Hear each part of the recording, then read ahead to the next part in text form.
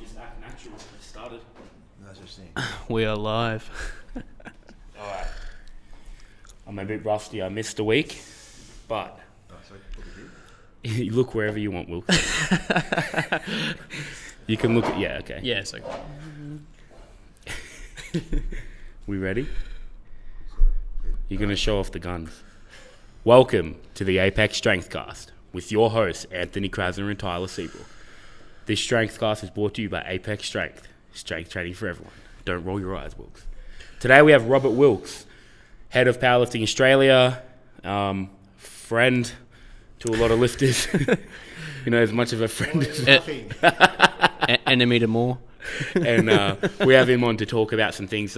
Last time it was very political. We talked about the IPF, world powerlifting. Today it's going to be less so. It's just going to be a casual conversation with someone who we both respect a lot, have a lot of conversations with, and who helps the sport out a lot. You're just making it up, aren't you? So Rob, you were recently in China, and that's always fun. Yes, just last week. What did you get up to? What was the... Lots of nefarious things. I went to a competition in Beijing at Beast Gym, run by the Beast himself. This is just an Is this the invitation. beast on that? Is this that beast on that video I showed you where he missed the 320 bench? There's a few Beast, beasts the Beast. around, but no, this is the real Beast, the Beast of Beijing, with his gym on the outskirts in the hills in Beijing. I went to a number of production factories of powerlifting equipment, and I visited a number of potential clubs for world powerlifting in Shanghai especially. How long were you there for? A bit over a week. Yep. It's a fair bit of time for me to be away. So it's exciting seeing world powerlifting grow. Yes, absolutely. We're sort of bounding ahead. Yep. A few hurdles to jump, but we're really doing well. What kind of hurdles? We've still got to get acceptance, broader acceptance across the world. We've still got to face the fact that we're going from scratch, we're behind the eight ball politically. Other federations are more well established. We've got to earn our stripes. Is breaking into China, is that a big market? Is that going to help make world powerlifting explode? Or is there 500 powerlifters over there that are willing to join up? Is it going to be a really big thing, or is it more like a bit of a stepping stone? The Chinese powerlifting world is pretty wild. Anything can happen, and regularly does. It's actually at a very early stage. You've actually got the phenomenon of many so-called federations already. However, a federation there is not what we'd call a federation. People just use certain brand names because it's not widely encouraged to create an organisation that keeps a register of names which isn't a government body. So when you talk about a federation, it's really a brand some individuals got running competitions. So there's CPF, there's CPA, there's now World Powerlifting China. There's quite a few there already. Are you worried about the drug culture that you can find in China? Yes. That has been a factor, but there's some big things going on there. The government has just introduced or announced the introduction of legislation through the Xinhua agency, which is sort of their broadcast vehicle, that there will be jail terms associated with anti-doping offences. That's quite something. Yeah, not many countries would do that. Not many countries. I think it's Ethiopia does it. I think there's an international marathon runner who's doing 3-year jail term for flunking a test. Yeah. But that seems to have a salutary effect. People are well aware of that in China. Yeah, I think that could change the culture pretty fast. Yeah. Also, it's 3-year jail term does change 3 years. your attitude quite rapidly, yes. Now, so you want to establish some gyms over there. Yep. Does that lead to more comps in China? More competitions held? It's like the Australian affiliated club system. Yeah. So they can use our branding, which will, arguably, create an aura of credibility, and in return, we want them to run, say, at least 2 competitions a year. So they ran the FIBO China. Yes. That was in Shanghai. Yes, last August. And that was ran by you or them? Mixture, more. And that was the main Chinese guy, Yu Chen-ju. That was a really good competition. That was sensational. The atmosphere was unbelievable. Everyone that came back raved about it. I know, Cam McKenzie had some good stuff to say about it. Anyone that competed there really enjoyed that. So if you can bring kind of any aspect of that to just normal comps, or is it going to, it would be amazing, but is it going to be just kind of big events, international events they're going to run? Will they not have local meets or? No, definitely. There'll be a local network. It's well on the way. Okay. And when do you want to get that up and running? Next month. next month. So after Chinese New Year. Well, we had a competition in Beijing, which we sanctioned. You know, it was very early days. We had a few sort of reticent moments, but it went quite well. We had 37 lifters in one day. yeah, So there'll be a whole multitude of those sort of competitions. a big question, and I've just thought of, who does the testing over there? We do. We have to fly in the ASADA? testers. No. It's World Powerlifting is the testing authority. We have to engage a WADA accredited agency. Thus far we've used SDTI, which is based in Australia, and we have to pay the coin to fly them in. Now, how does that go with out-of-comp testing? It's a lot harder. That is really hard in China. Yeah. Is it something you're going to work on? Yes, And- we've actually done an out-of-competition test already in Hong Kong. Hong Kong being a bit easier than mainland China, true. But we have to do it. We're establishing an RTP registered testing pool within the very few weeks before the season gets going. So we'll have Yeah. the top 20, 25 lifters in the world included. There'll be a couple of Chinese lifters. So that's So not... the same as anybody else, they'll have to provide their whereabouts location. Yeah. So Yeah, I think with a combination of one jail sentence for getting done for fraud or use of drugs and also selective testing, I think is a pretty good deterrence, Yes. which could change the culture in China, which we've seen in the Olympics, in previous years, been bad, but I think that might be So the it's not difference. something though you just walked in and there was already an established testing regime. No. There's a government testing agency there, but that's only available to government-based sports on the whole. And can you get powerlifting into a government-based sport? Is that something in the future that could be seen? That is going to be a long, hard slog. There's still very Olympics focused on the whole there, Yeah. but it's possible. Okay. Good. I think. Yeah. I think that covers China, yeah, but exciting times ahead in regards Yeah, to definitely. competitions and Keen to see that. Maybe go compete over there if I get the chance in the next year or two. I think it's a lot cheaper to be able to go to China and compete versus like USA, right? Yeah, Flight you can wise and fly direct everything. with one of the Chinese airlines, Sydney or Melbourne, Yep. to Shanghai. Yeah. In fact, Shanghai, Chengdu, quite a few cities. Beijing, obviously. Are you just and so forth. are you at all worried about how like you're going to be limited with streaming and stuff, which is exposure? Yes, that is a definite problem. So you get There's someone no like Facebook in China. There's no YouTube in China, and streaming out the country is very difficult. Streaming onto YouTube isn't viable because there's no YouTube. So we're trying to solve that problem right now. yeah. So we're all set for Shanghai, August 22 to 24 with FIBO, and that's already been addressed now. Last time we had to rush in and get it organised really quickly. Now, So there will be, or most likely be, a stream. You can't say Let's definite. most likely. And if not, will there at least be video? There'll be video, of Yeah, course. you can Worst record comes to it. Worst, we can record it, put it on a chip, and bring it back the next day. Yeah. Bring it on a ship. I just want to see like big lifters lift heavy stuff. Like that's the thing. You want to see those big events. And Yes. I've only heard about the crowd. It'd be good to hear it. And Yeah. That was really the thing that made it different. It was like the fitness show. It was just a crowd going absolutely berserk. Hundreds and hundreds of spectators. Every single one of them had a camera holding up, filming it. Standing up and down, standing on the chairs. Yeah. It was really this intense atmosphere. That So made they're enthusiastic, which is good. now, something we're interested in. We've I think we've had conversations with you before about this. Don't look so scared. What goes into running a federation? So you've got Powerlifting Australia. You established that a long time ago. When was that established? Well, it was established just before I got involved. It was actually just got established way back in 1971. Okay. And I came to the picture late 70s, about 77, 78. And did you step into a role where you took over things, or did you step in on kind of the lower end? No, I was sort of reeled in like a marlin fighting all the way. I was always interested in coaching, so I started Melbourne University Powerlifting Club in 78, when I was still actually more interested in athletics than anything else. And I wound up secretary of the Victorian Weightlifting Association as it was then, because I made the mistake of actually turning up to a general meeting, which had about 6 people and sitting in the front row. So bang, suddenly, like it or not, I was the secretary. Yeah. And it just sort of grew and grew from there. So I became the national secretary a year or two later, and had various jobs ever since. Yep. So right now, what is your actual position in Powerlifting Australia? Most people know. Well, the CEO, Yep. for what that's worth. And the what- current salary is 0, worth 0. And the national coaching director. So what goes into running Powerlifting Australia? Like, just the general running. I have no idea. I know what you do in regards to when we have contact with you, but what else goes into it, right? Well, a bugger load of work, and what people don't really grasp quite often is a whole lot of people. There's probably a good 20 people that put in a heap of time to make everything happen. So Yeah, something I didn't know. yeah, we've got the website, and it requires the webmaster, Greg Schumacher. It requires the person doing the results and the membership database, which comes through the payment system there, which is Vanessa McDonald.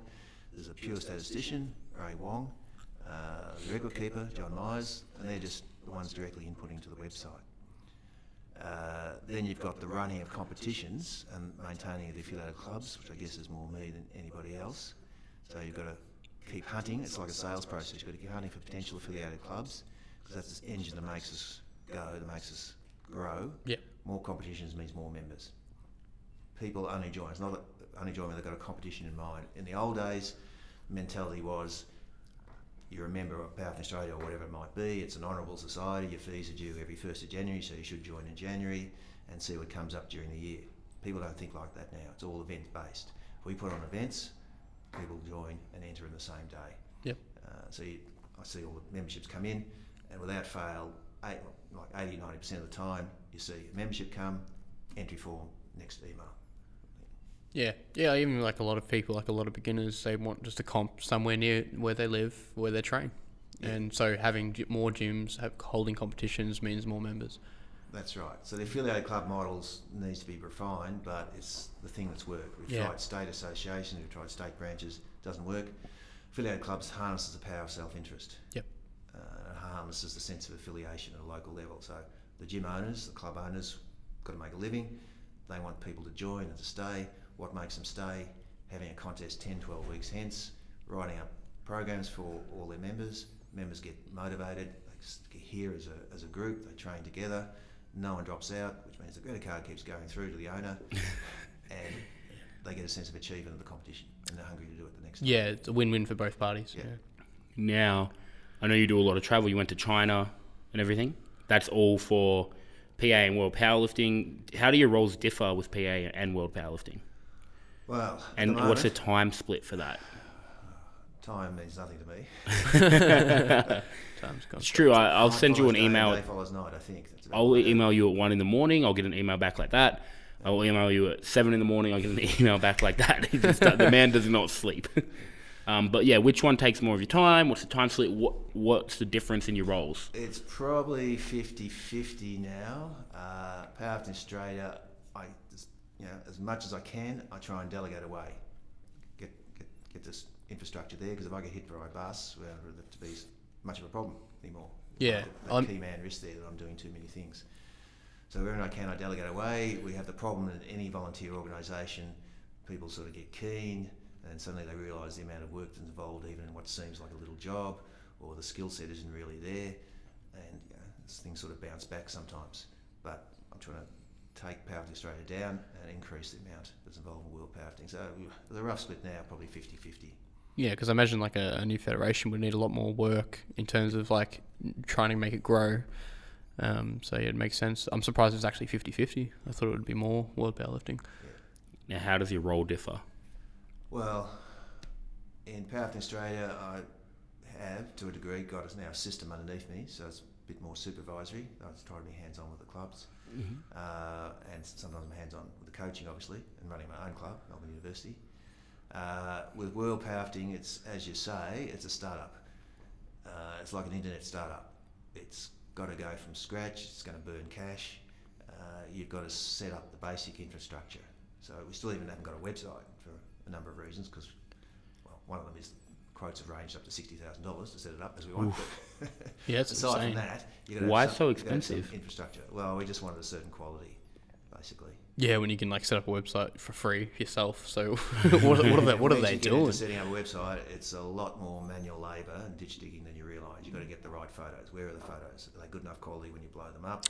Etc. etc. Yeah. All the content has to be written, because no web designer can write the content, because he or she doesn't know what they're actually dealing with in terms of the sport. So someone's got to write all that. You've got to have a certain amount of infrastructure to show. We've got the anti-doping rules and whatever. We've got a constitution, but we haven't got full bylaws yet. We haven't got various committees filled. So you don't want to punch up a website and Chuck me in one of the committees. A lot of spaghetti. a lot of Swiss cheese. Yeah, well, we've encountered some of those problems ourselves with our website, and obviously it's a lot more simple than what the World Powerlifting one would be, but it's understandable, especially with getting the right photos. Yeah. And just having someone who knows how to do it all. Correct. And there's a lot of salesmanship. So, go to China, you've got to go and visit these clubs and, in effect, sell the concept of being an affiliated club, or the equivalent of in our language. There's a lot of that, a lot of travelling. There's a lot of putting together of the various regional federations you've got. World Powerlifting China, 100% Raw, Oceania Powerlifting Federation. There's all the politics that come with it. So you have different stories in different countries. New Zealand, unfortunately, had to go through the hassle of the majority of the old federation moving across to a new, because we didn't get a good result at one particular meeting for one reason or another. We've got the situation in Australia, where we're the main body and have stayed the main body. Get all the sniping from various other bits and pieces and other parties. You've got China, which is like the Wild West.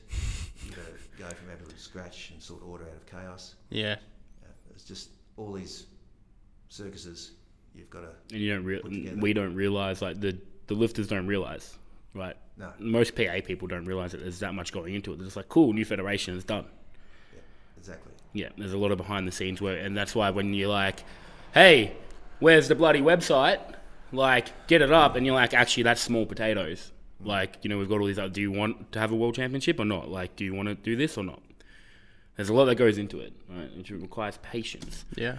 And people handing over their money for memberships. Yes. Well, on that note of the Worlds, do you have any information that you can tell people now? I know it would be limited in terms of Calgary. Well, it's only 9 months away. It's not long in terms of an international event. So we're all set for Calgary, Canada, October 3rd to the 6th, in a brand new purpose-built, purpose just for our purpose, but a sports facility that 100% Raw Canada's principal Herb Beckenstadt, not very good pronouncing his name, has got going and started building. Yep. There are started building. Calgary. Yep. So there's only 9 months. Actually, scheduled for April completion. So it's at least if they do push it back a little bit. Most building projects are okay, maybe 6 months later. Yeah, like October's not 6 months after April. No, but it should be good. It's going to be inclusive. The format will be traditional World Championships, but the variation will be we'll be allowing A and B teams from each nation. So you have Australia A, Australia B in each age group, Canada A, Canada B in each age group. Much like we do in the Is that so it's more inclusive, or? To be more inclusive, yeah. We want it to be a big event.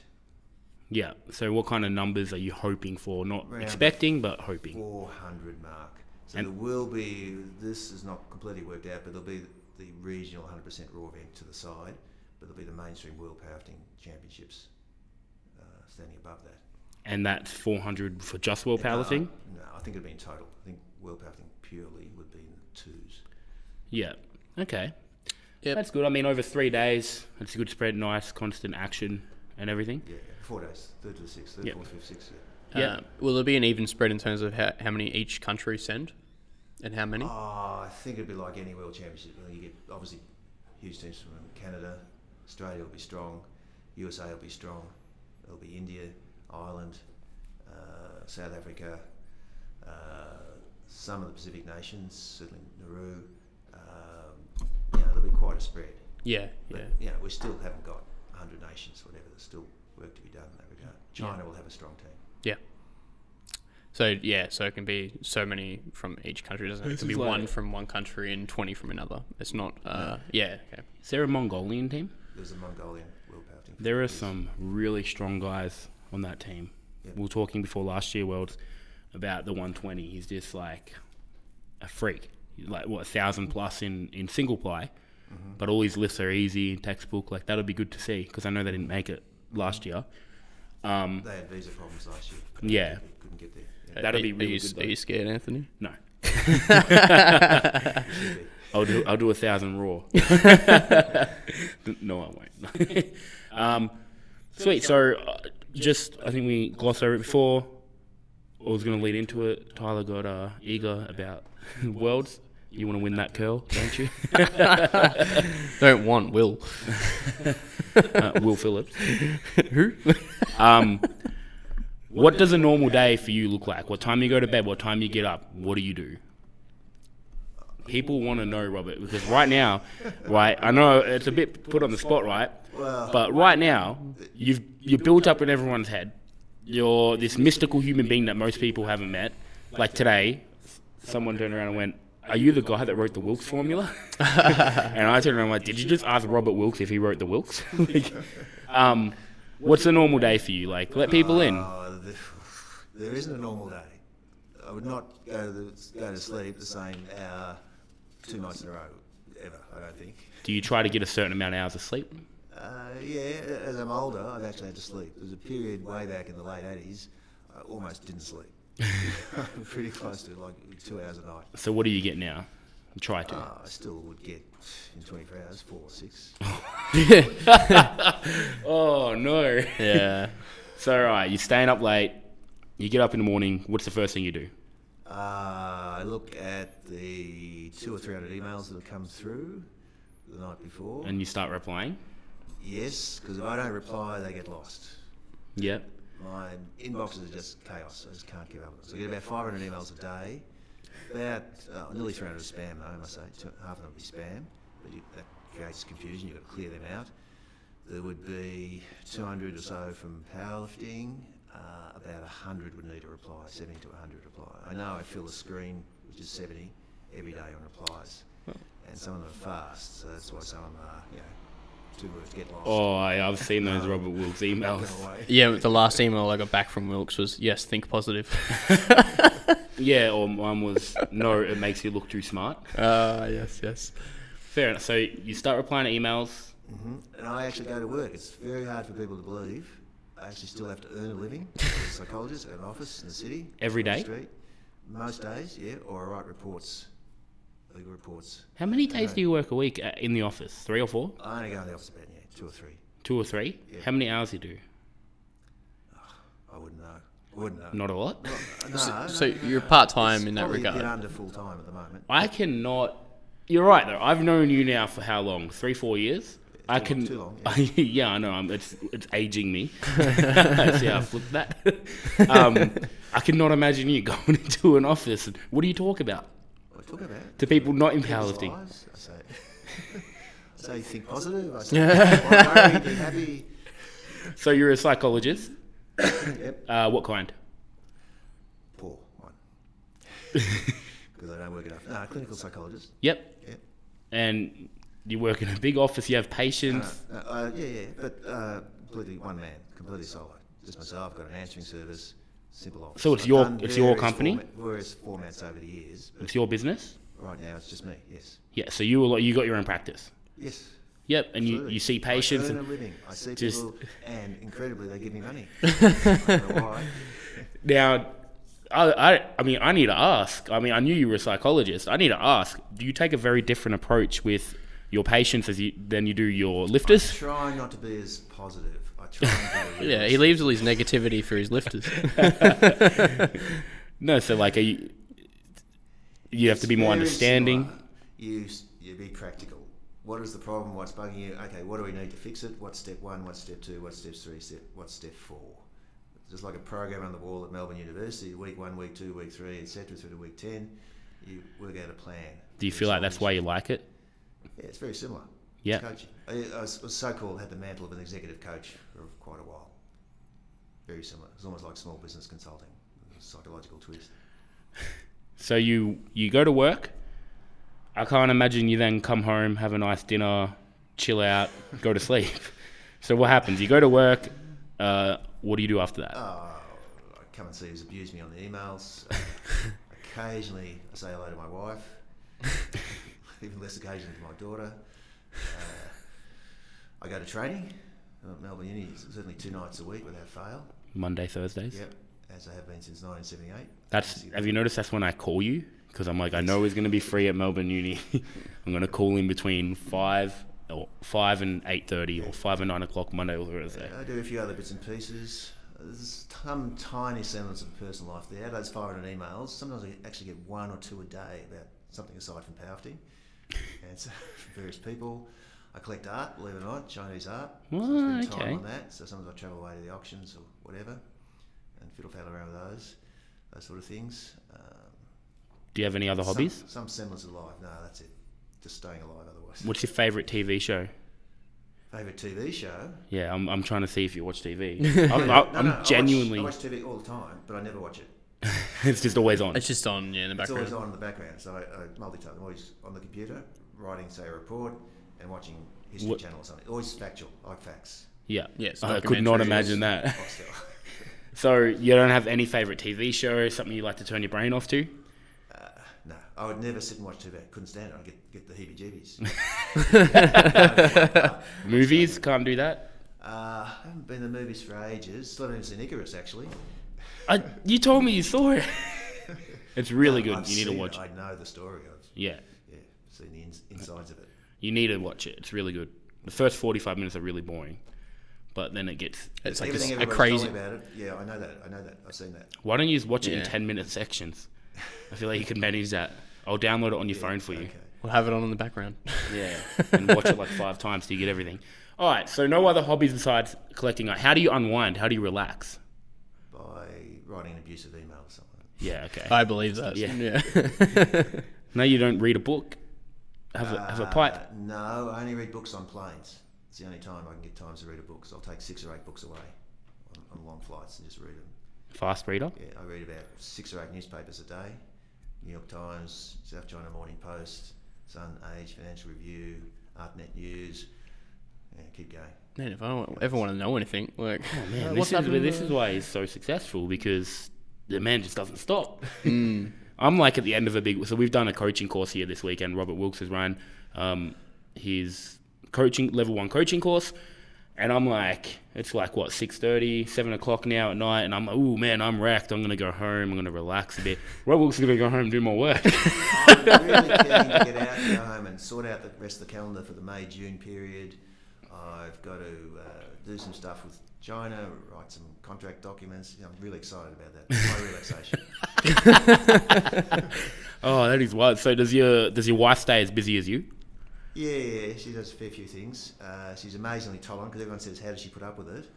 And it just sort of goes over her head pretty much. She's come to a few contests. She's met a fair few people in powerlifting. She went to the Commonwealth Championships way back in Newcastle and sat through it all. She sat through actually a fair few powerlifting competitions. So she's quite sort of supportive in a detached way. That's nice. Do you have like sit-down dinners every night at home? Now and then, yes. Believe it or not, she's a good cook. Yeah? Yeah, and we go out to eat. Yep. Not to me, I eat out all the time. But like fairly often? Is that kind of when you get to catch up and... Yeah, a couple of times a week at least. Yeah? I just can't imagine Wilk sitting down to like a home-cooked dinner. We should do this one day. Yeah, like we'll do it on a podcast, we'll live stream it. Like, how was your day? Yeah, You do like, it was good. All that. And it's always Cantonese, of course, chopsticks. Yeah. Knife and fork, yeah. I can't see it. All right. I'm literally shook. I'm like, just like seeing Robert Wilks in a light I have never seen him, which isn't just powerlifter or powerlifting coach, head of Powerlifting Australia. Do you annoy people by talking about powerlifting so much? No, I do not want to talk about powerlifting except when I'm actually doing it. So if my wife gets asked a question, I'm just not interested. Yeah, you want to be able to switch Do you that think off it's at least. ever wrecked the passion a little bit? Or you've had times where it's like kind of had lulls in the passion for powerlifting because of that? Because you are so involved? The passion's still there, believe it or not, after 40 years. And I'm not paid a cent. I'm doing more work than ever. Do you think that's because you can switch off from it outside of it Yes, you have to be able to switch off or you go mad. though? Yeah. Well, that's a good tip. Like, you know, when you're in the gym, when you're doing that, you're there. You see that with some lifters become so obsessed with it, with the training and improving, and it's all they think about all day, every day, and after a couple of years they're gone, they're burnt out. Yeah. That's Watch probably out good for that, advice so for coaches as well, is to be able to switch off. There's got to be a balance there somewhere. Yeah, Okay, No, that's for good sure. advice, yeah. for sure. I know, we can be guilty of that, living that powerlifting. You see it online as well, people living that hardcore lifestyle, and I'll never do anything that's not, improving my training or about powerlifting. And then a lot of juniors do it as well. They come in, they do all right, so they go crazy, and then, they burn out mentally. Like, it's like, go on holiday, like, eat McDonald's every once in a while. If you're going to go out with your friends, go out and eat a Parma with your friends. It's okay. Like, The Australian Institute of Sport used to have a good rule that to be on scholarship you had to have part-time study enrolment, or you had to have a part-time job. You can't be a full-time athlete. There has to be some balance in your life. That's Yeah, good. yeah. Next, something I got touched on today, so we can go over it briefly, is unless you have anything to add with that. Yeah, even just that work, like both me and you have partners that aren't in powerlifting, which makes It helps so much. It helps so much because we go home, they don't want to ask questions about powerlifting, so we don't have to talk about it. My partner's really supportive, and she's a hairdresser. And I'm like, I like listening to hairdressing stuff because I'm like, I couldn't imagine being with a powerlifter, going home, and they're like, I've been coaching for 9 hours. They come home, look at my squat video. I'm like, no, I don't want to see your squat video. Like, I don't want to get judged for, having a can of Coke. Like So chill. It does actually help a lot. So something we'll touch on today, you have this program that almost everyone at Melbourne Uni is on, or some variation thereof. Yeah, yes. Right? What would you call it? The Robert Wilks training cycle. Is what it is. Yep. Yes. Generally, it's 2 weeks of 10s, 2 weeks of 3x8, something like that. Arguably, you can use the word linear, though Yep. it's not, in the sense as different as massive variations between the heavy and light day, which dumbfound people. Light day Yeah. can be half the heavy day. What went into designing your program? Now, you went over it today. Trial and error. I started off in the early 70s. My first coach, well, there was a couple of first coaches in the strength world. There was a guy called Max Ryan, who was a Commonwealth Games level weightlifter despite having half the fingers missing on one hand. He was a lightweight, which is a big handicap. He had a lot of grit and determination, and he coached very similar to that. When I come back to it, it was very, very similar to the programs he wrote. I was briefly coached by a guy called Victor Verish, because in those days there was a discus thrower, and he was a national coach in weightlifting in Australia and in Hungary, which is a native country. He was a world champion in 1963 and Olympic silver medalist in Tokyo in 1964. And he wrote me some programs for throwing the discus. He'd also done the weight training of a guy called Gyula Jabotsky, who was the world's greatest hammer thrower in those days at 75 metres. And his program, lo and behold, didn't look that different to what I've sort of evolved. All speed-based, reps around the 5 mark, progression, etc. And then I did my own sort of trial and error on some few unfortunate victims in the early days.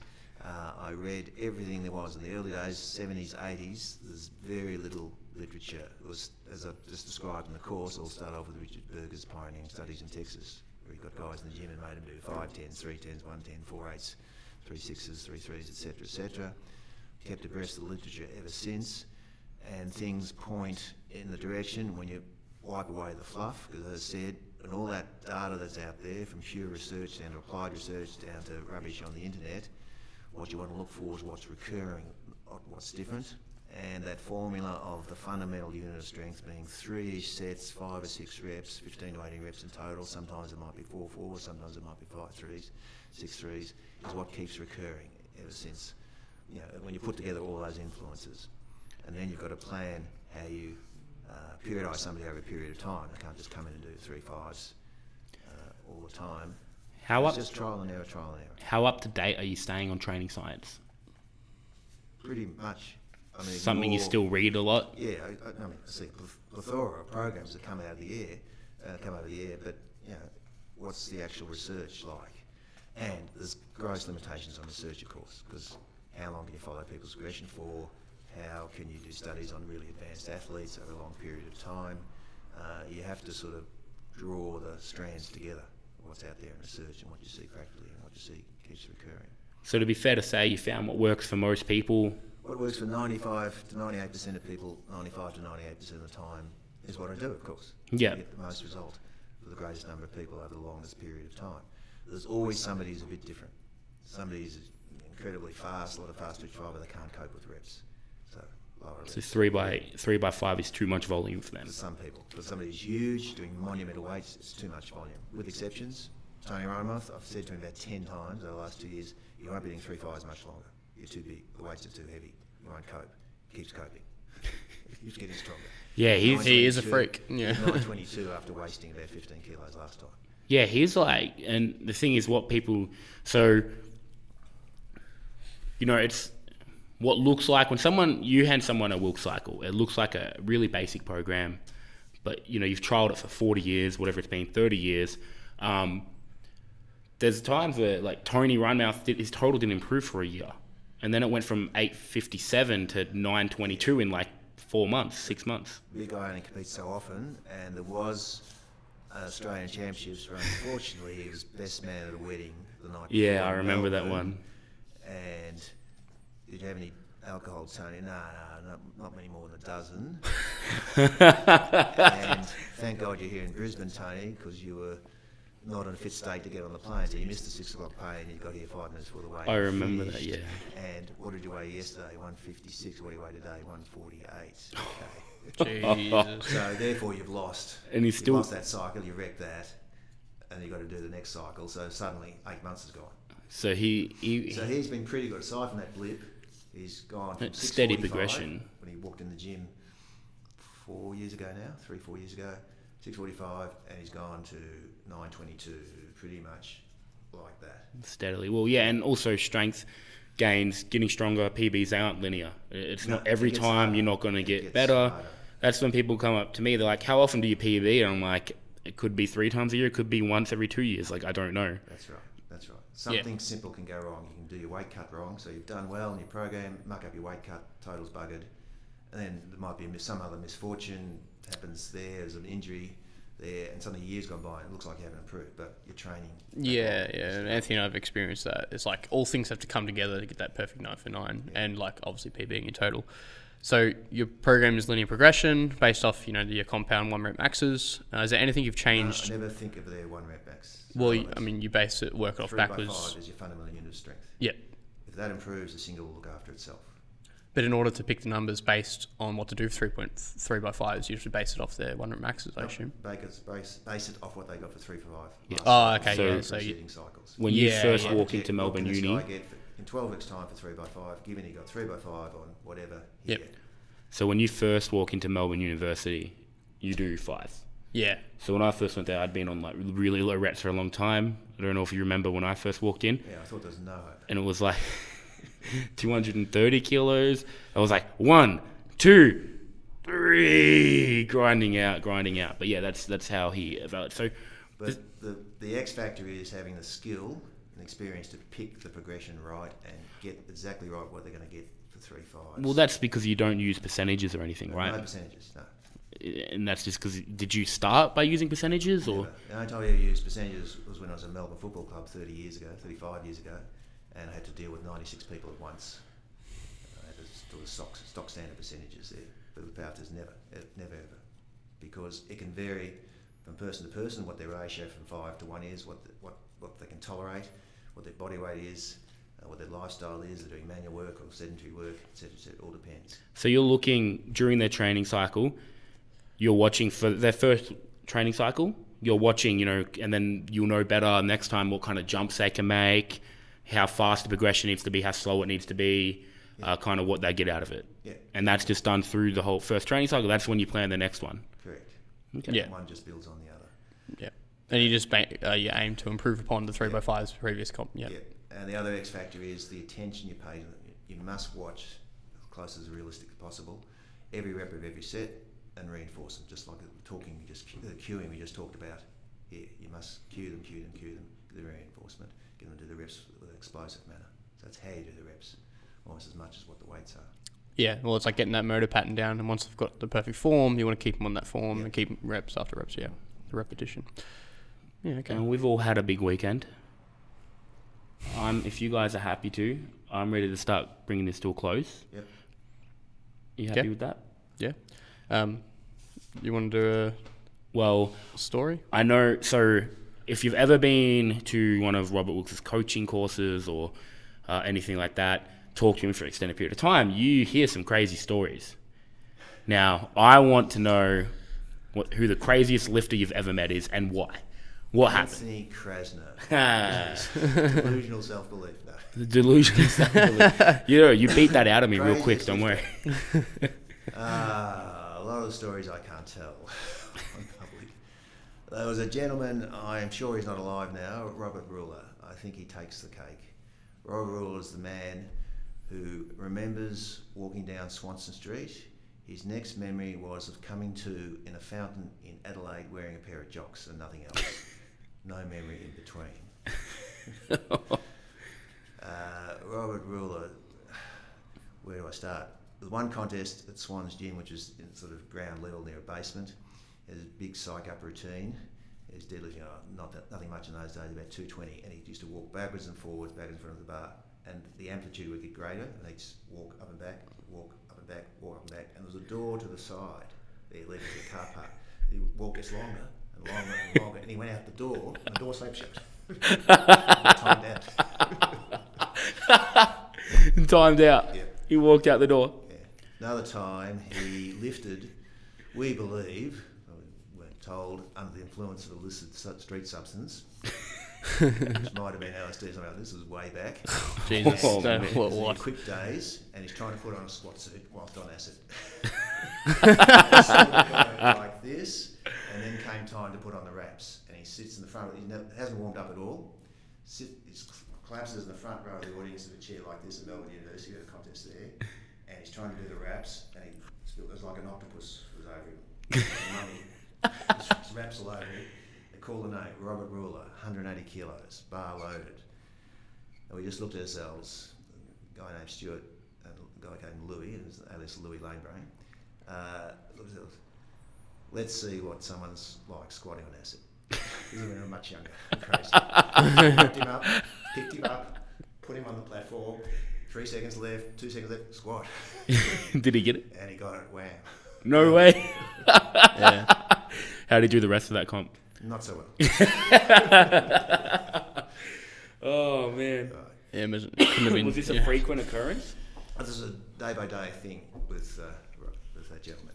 Absolutely. There's other stories, perhaps. I can't really go into. It just sounds like a loose unit. Yeah. Yes. Love to party. Yes. You're kind of guy. You're the guy. Are you calling me out? We're past that. I was just curious, do you have any equipment from when you started the MU till now? Or is it all... We actually started, we had the 1956 Olympic weights, Australian Barbell Company. Yep. And the bar that was used in the 56 Olympics. I think it was one of the platforms. It might have been a competition platform. It was at Melbourne University in the 70s when I first sort of got involved there. It was just the fact that before I went there full time in 78, I used to hang around there a bit in the mid-70s. Yeah. It was in Monash actually at the time. And I don't know where they are. Yeah, okay. Sold off. They'd be absolute heirlooms now, unfortunately. Yes. Could be anywhere. In the basement somewhere? Yeah. Yeah, someone not knowing what they They'll own. turn up one day. Yeah, I'm sure. Yeah. All right. Well, Rob, any closing words? Chest up and your lifting's rubbish. These are the phrases you've heard over and over. Yes, they've been drilled into me. So anytime I make a post with Robert Wilks, you'll see that I always go terrible, like, what's the other one? Rubbish, terrible, you're living in a world of delusions. Delusional. Yes. I remember just briefly before last, alright, so Robert, 2016, IPF Worlds, fast, I tear my quad. So then, the next competition, I'm talking to Rob and I'm like, yeah, do you want to come help choose the temps and stuff and coach? Because, like, you know, I do, like, I always say if there's one person I trust picking my numbers and knows within, like, a kilo of what I can do, it's Rob. He's done it for 40 years. He'll look at someone's squat, bang. If Rob says, you can do this weight, I've never missed a weight you said I could do except when I tore my quad. And I still don't believe that you thought I could do it.